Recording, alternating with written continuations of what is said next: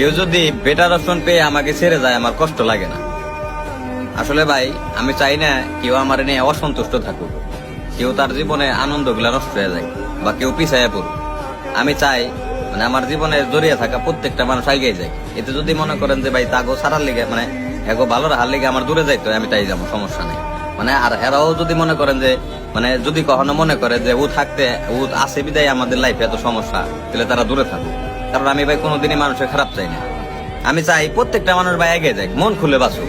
মানে মানে মানুষগুলা যখন আপনি অনেক ভালোবাসবেন, কেউ অনেক ভালোবাসার পর যখন ওই জিনিসগুলা না বুঝবো, তখন আপনার এইসব কথা কথা আর কোনো উপায় থাকবো না। তখন আপনি নির্দ্বিধায় মানে জোর অধিকার খাতান বাদ দিয়ে আপনি ওরা মুক্ত করে দিবেন।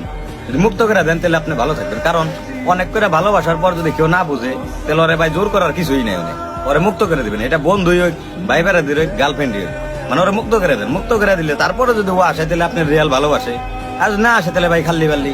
এটা নিয়ে ভাই মন খারাপ করে কি হইব? ও যে এক কথাই শেষ যে আমি ওকে ভালো লিগা ওকে ছাইড়া দিলাম, বা আমি ওকে লাইফে আছি বিলাই ওকে প্রবলেম। আর আমি চাই না যে আমার জন্য কারো প্রবলেম হয়। আল্লাহ সবাই ভালো রাখুক।